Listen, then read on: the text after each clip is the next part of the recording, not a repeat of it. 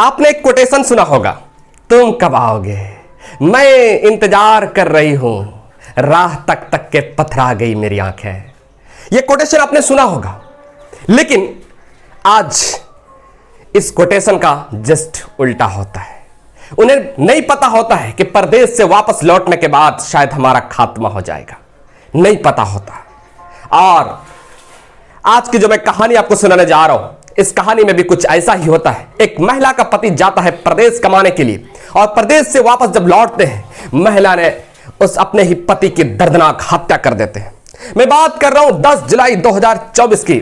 बिहार प्रदेश का एक जिला लगता है गया, गया जिला अंतर्गत एक थाना लगता है इमामगंज, इमामगंज थाना क्षेत्र का एक गांव लगता है मोहनपुर। मोहनपुर गांव में एक परिवार, मध्यम वर्गीय परिवार, बड़ी खुशहाली से जिंदगी गुजर बसर करता था। खुशहाली तो नहीं कह सकते, लेकिन फिर भी अपनी जरूरतें पूरी कर रहे थे। लेकिन एक दिन अपने पत्नी से सलाह करते हैं कि यहां तो रहते हैं, बहुत काम कम मिलता है, पैसे बहुत कम हो पाते हैं और बड़ी मुश्किल से घर का खर्चा चल पाता है। हम जाते हैं प्रदेश, वहां ज्यादा काम मिलेंगे, ज्यादा पैसे मिलेंगे, तो वहां से शायद अपने बच्चों के लिए कुछ जरूरतें पूरी कर सकेंगे, कुछ बच्चों का शौक पूरा कर सकेंगे, जो कि हर पिता का सपना होता है।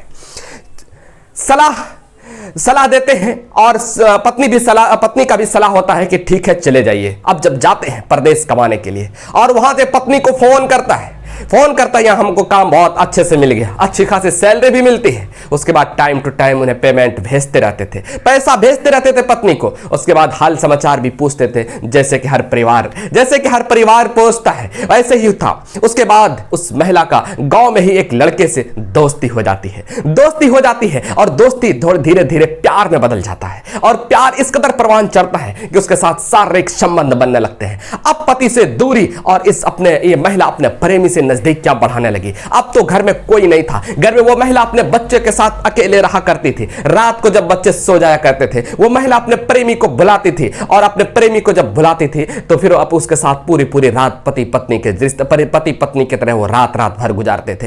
इस तरह से बहुत दिनों से मामला चल रहा था। उसके बाद पति को इस बात की खबर ही नहीं थी। पति बिल्कुल बेखबर था कि शायद जिस पत्नी पर हम भरोसा किए हैं, ये पत्नी मुझे धोखा दे देगी, इस बात का कोई भनक नहीं था। 1.5 साल बीत जाते हैं।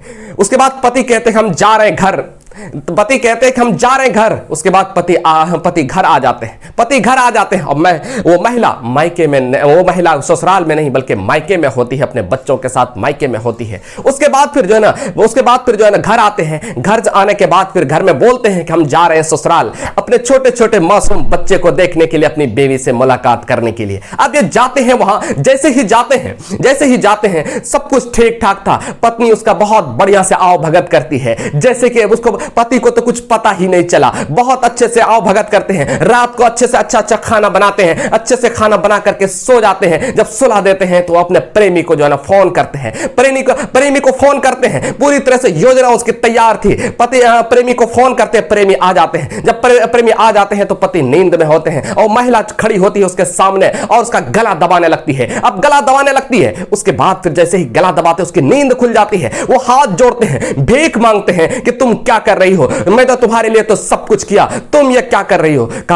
पत्नी कहती है कि बस बहुत हो गया, ये तुम्हारा आखिरी समय है, अब तुम इस दुनिया में नहीं रहेगा, बस कुछ सेकंड का, कुछ मिनट का तुम मेहमान है। ये पति जो है ना भीख मांगते हैं अपनी जिंदगी की, मुझे बख्श दीजिए, मैं चला जाता हूं। लेकिन पत्नी एक नहीं सुनते हैं, भागने की कोशिश करते हैं, लेकिन प्रेमी उन्हें पकड़ लेते हैं और उनकी पिटाई शुरू करते हैं, बहुत भीख मांगते हैं जिंदगी की, हाथ जोड़ते हैं अपनी पत्नी के सामने, पैर पकड़ते हैं पत्नी के सामने, प्रेमी का पैर पकड़ते हैं, लेकिन वो महिला मानने के लिए तैयार नहीं है। उनकी गला दबा करके मौत के घाट उतार देते हैं, पीट करके मौत के घाट उतार देते हैं, और उसके बाद गला अलग कर देते हैं, टुकड़ा कर देते हैं। उसका प्रेमी बोरे में पैक करते हैं। बोरे में पैक करने के बाद घर से कुछ ही दूरी पर एक कुआं था, बहियार में कुआं था, खेत के पास कुआं था, वहां जाकर के कुआं में डाल देते हैं।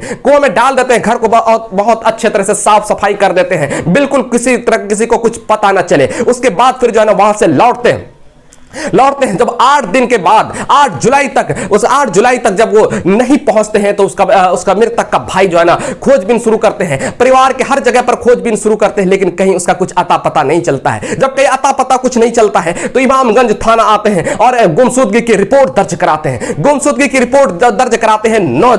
9 जुलाई 2024 को गुमशुदगी का रिपोर्ट दर्ज कराते हैं। उसके बाद फिर जो है ना पुलिस जब हर जगह खोजबीन करते हैं तो पुलिस को एक सूचना मिलती है कि एक डेड बॉडी पड़ी हुई है, कुएं में है। उसके बाद कुएं से डेड बॉडी को निकाला जाता है। जब निकाला जाता है तो मृतक के भाई को खबर की जाती है। मृतक के भाई आते हैं और कहते हैं शव की पहचान करो, तो उसके बाद शव पहचान लेते हैं, कहते हैं हाँ यही मेरा भाई है। उसके बाद फिर जो है ना उसके बाद जो है ना उसके घर जब पहुंचते हैं, यानी कि ससुराल जब पहुंचते हैं पुलिस, उसके बाद जैसे ही वहां पर जब पहुंचते हैं तो देखते हैं कि घर में कोई नहीं है। उसकी मृतक की पत्नी भी फरार है, उस मृतक की पत्नी की प्रेमी भी फरार है, कोई नहीं है। उसके बाद फिर जो है उसके खिलाफ एफआईआर दर्ज होता है। उसके बाद अभियुक्त बनाया जाता है। उसमें उस घर में छोटे छोटे बच्चे थे, जो मृतक के बच्चे थे और मृतक की सास थी। उसके बाद फिर पुलिस का दावा है कि कम से कम समय में उसको गिरफ्तार कर लिया जाएगा। गिरफ्तार प्रेमी को भी किया जाएगा और मृतक की पत्नी को भी